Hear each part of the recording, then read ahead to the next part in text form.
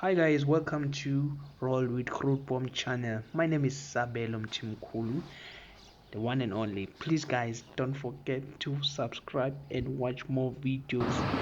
And yeah, today we got a nice story. Watch this video. Guys, Watch this video.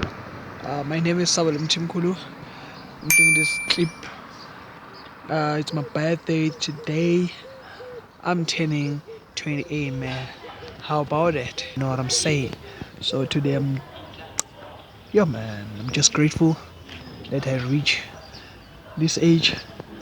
After all the terrible thing that I've been through, never thought that I will reach this time. So it's grateful to reach this age. So I'm happy and I'm good, man. I'm good. To those who always, you have got one hand, yeah, one hand, baba. Enough about the age now. Enough about the age now. Yeah, man. I used to count that. I think on that time I was turning 28 and now I'm 32, so I'm no longer like interested in counting ages, and all that, because now I believe now I'm 32 and I think I'm a man now. I am a responsible man. I'm a responsible person.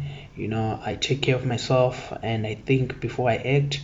So now I'm no longer counting how old I am now. As a person who lives with disability, you have to make sure that you take care of yourself.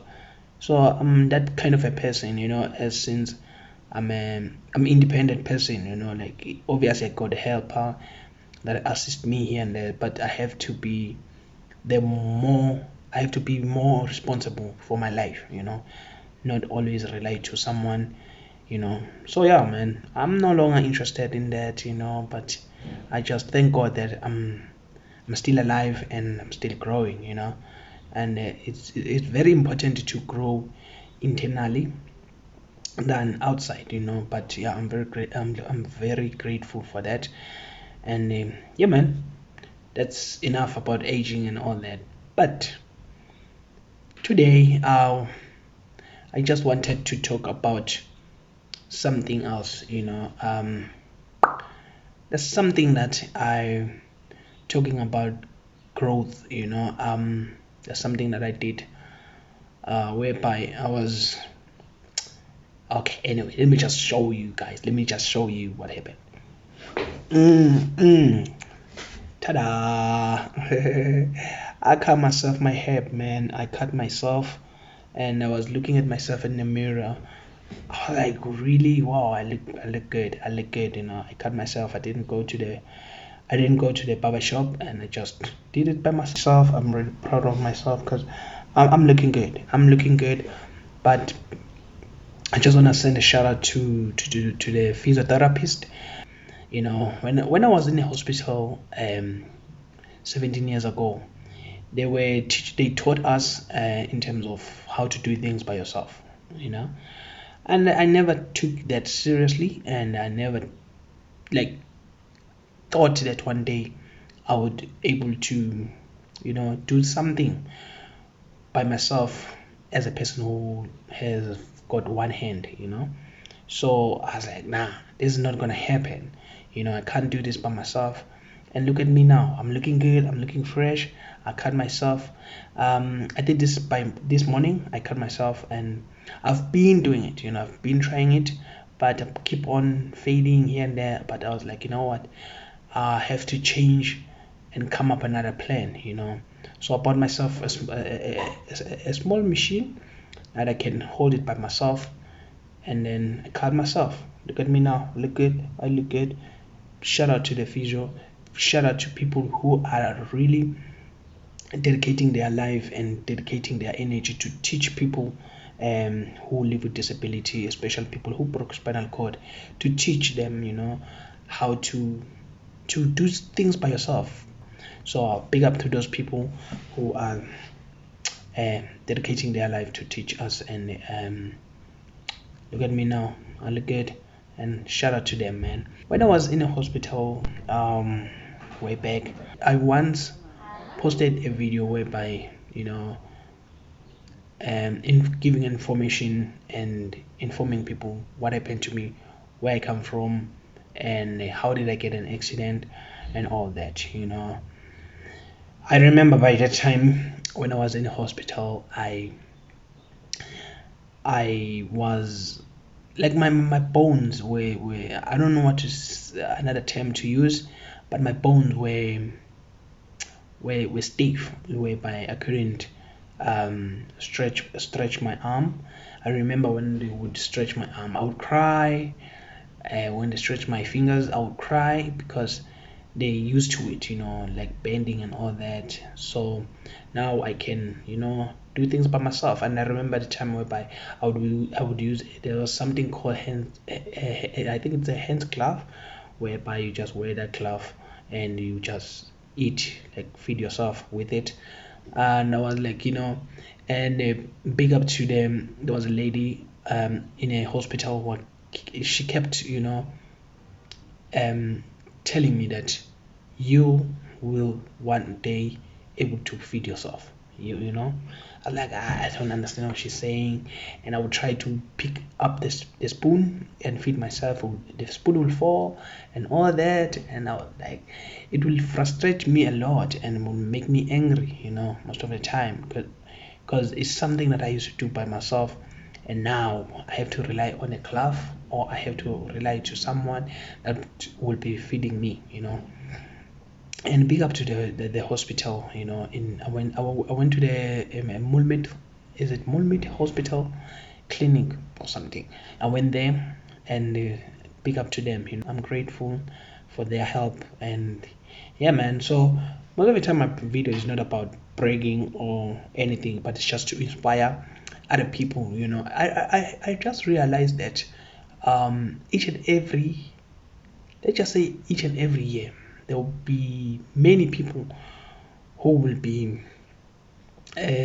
surviving from accidents, surviving from any illness, any type of illness, and they will end up on a wheelchair. So this kind of messages, I think, is something that need to be spread out there. It's kind of messages that you need to put information out there, because I remember the other time I was just I went to Google and I was checking, that how do I do A and B and C as a person who live with disability, as a person who's a quadriplegic. And I was shockingly that I couldn't find the answer, because the information is not there, I couldn't find the answer, and usually when you find those, maybe there were some answers there, you'll find that they just it's just like they heard it from someone, but they are not definitely sure about the information that they received from that particular person.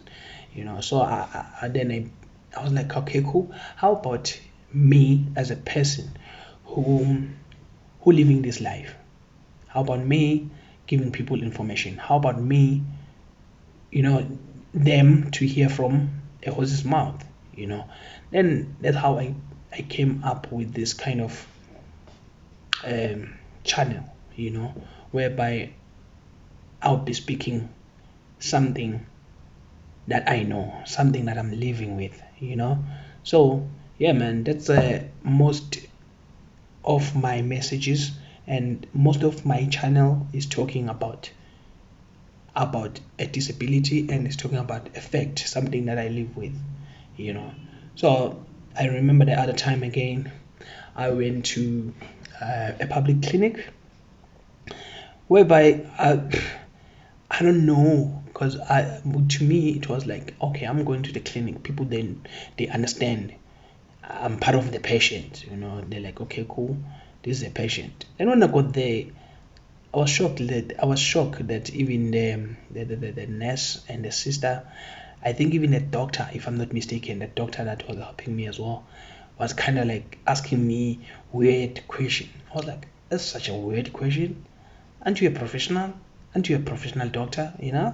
So like you have to demonstrate your life. You have to demonstrate everything about your life, about your condition. I'm like, really?